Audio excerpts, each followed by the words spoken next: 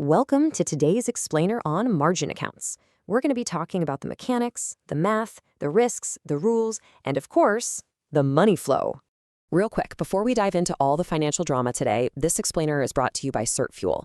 Look, if you're gearing up for the Securities Industry Essentials exam, they have this incredible full SIE course. I'm talking adaptive study quizzes that actually figure out what you don't know, smart flashcards, and unlimited practice exams weighted exactly like the real thing. It's honestly just the smart way to study. You can check all of that out at certfuel.com. Okay, let's jump right into the action. To really wrap our heads around margin, we need a scenario. So meet Ivy, the investor. Ivy's been doing her research. She is absolutely convinced a particular company's stock is about to take off, and she wants to buy $20,000 worth of it. But there's a tiny mathematical problem here. Ivy only has $10,000 sitting in her brokerage account. Now, in the normal world, she'd just buy her $10,000 worth of stock and call it a day, right? But Ivy doesn't want half the position. She wants the whole 20 grand shebang to maximize her potential gains. So what happens now? How exactly does she bridge that massive $10,000 gap? Section 1. Borrowing to buy the basics. To bridge that gap, Ivy's going to need a friend with deep pockets. Enter our second character, broker Barry. Barry runs the brokerage firm where Ivy holds her account, and he actually has the power to lend Ivy the exact amount of money she's missing. This right here perfectly illustrates the difference between the two main types of accounts you can open. On the left, we've got the standard cash account. Pretty straightforward. You buy a stock, you pay for it in full with your own cash. Done. But on the right, we have the margin account. In a margin account, you're literally borrowing money directly from the broker-dealer to buy securities. But broker Barry, he isn't running a charity. He needs protection. So the purchased securities themselves act as collateral for the loan. If you don't pay Barry back, he just takes your securities. It's exactly like getting a mortgage to buy a house, but for stocks. Section 2, the margin agreement trio. Now, you better believe broker Barry isn't just handing over 10 grand on a handshake. To borrow his money, Ivy has to sign a very specific 3-part mountain of paperwork. Step 1 is the credit agreement. Think of this as the financial core of the loan. It establishes the terms, the conditions, and most importantly, the interest rate Ivy's going to pay. Yes, borrowing money costs money. Margin loans charge interest. Step 2 is the hypothecation agreement.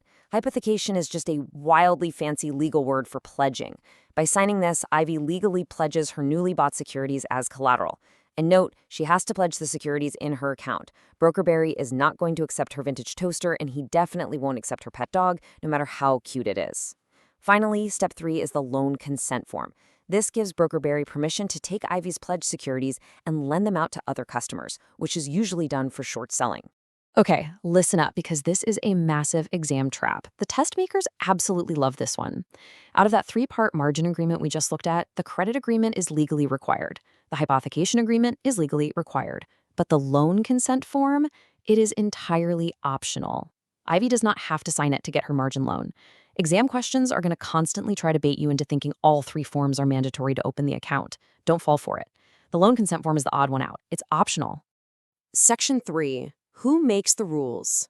So margin trading involves real systemic financial risk, which means regulatory overlords tightly control exactly how much broker Barry is allowed to lend and how much equity Ivy has to keep in her account. First up, we have the Federal Reserve Board. They dictate the initial margin requirement. That's how much cash you need to bring to the table on day one. Next, we have the Financial Industry Regulatory Authority, or FINRA. Remember that name? Financial Industry Regulatory Authority. FINRA. They control the maintenance margin, which is the absolute minimum amount of equity you've got to maintain in your account after the trade is made just to keep it open. Finally, the broker-dealer themselves, like broker Barry's firm, can set their own internal rules called house requirements. Now, a firm's house requirement can be stricter and higher than FINRA's minimum, but legally, it can never, ever be lower. And boom, right here, another classic exam trap. I can almost guarantee you're going to see a question that tries to mix up which specific regulator controls which requirement. They'll try to tell you FINRA sets the initial margin or the Federal Reserve sets maintenance margins. No way. Lock this into your brain right now. The Federal Reserve Board controls the initial margin requirement. The Financial Industry Regulatory Authority, FINRA, controls the maintenance margin requirement. Keep those straight and you'll dodge one of the most common pitfalls on the whole exam. Section 4. Decoding margin math terms. Before Ivy pulls the trigger on this massive trade, we have to master the essential vocabulary of leverage. First up, the debit balance. This is simply the exact amount of money you borrowed from the broker-dealer. The absolutely crucial thing to remember here is that your debit balance is a fixed rock. It doesn't change when the stock market goes up or down. It only changes if you pay off the loan or borrow more money. Second, equity. The formula for equity is the current market value of the stock minus your debit balance. Your equity is the slice of the account that actually belongs to you. It's what you own, free and clear. And third, buying power. This is the maximum dollar amount of new securities you can buy, and it's based on how much excess equity you've managed to build up in the account. All right, let's put some hard numbers to those regulators we talked about. 50%. This is the magic number for the Federal Reserve Board. Currently, they mandate that when you buy stock on margin, your initial margin deposit must be exactly 50% of the purchase price. So you bring 50% to the table, and Broker Barry lends you the other 50%. And here is the second magic number, 25%. This is the absolute floor set by FINRA. For standard long stock positions, FINRA requires a maintenance margin of 25% minimum equity.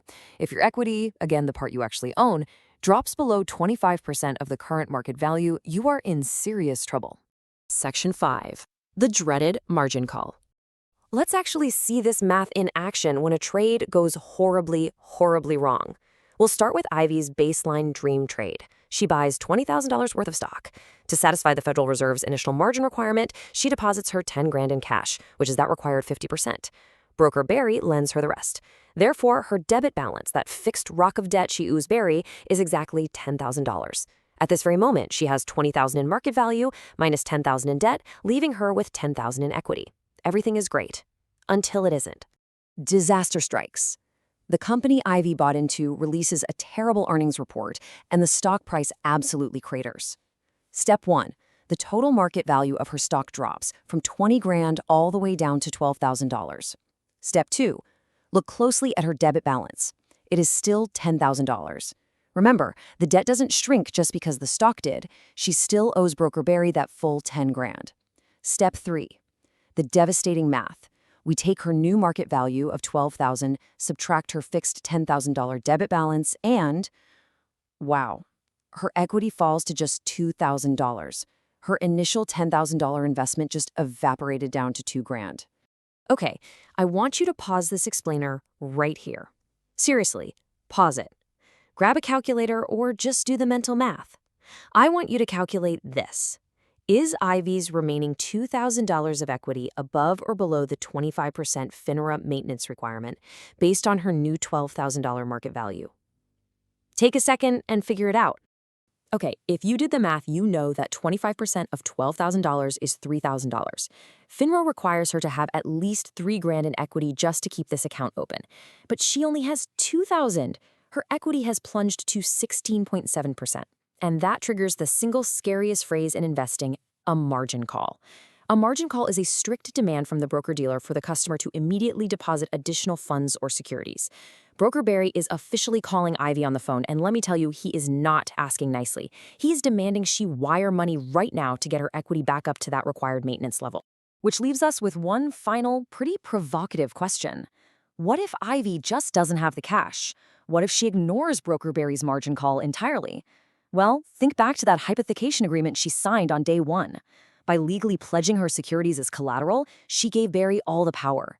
If she fails to satisfy that margin call immediately, Broker Barry is legally allowed to step into her account and just start selling off her stock without her permission. He will lock in her massive losses just to protect his own loan. Leverage is an incredible tool when you're winning, but when the market turns against you, it is utterly ruthless. Keep that in mind the next time you consider borrowing to buy. Thanks so much for joining me on this explainer, and I'll catch you on the next one.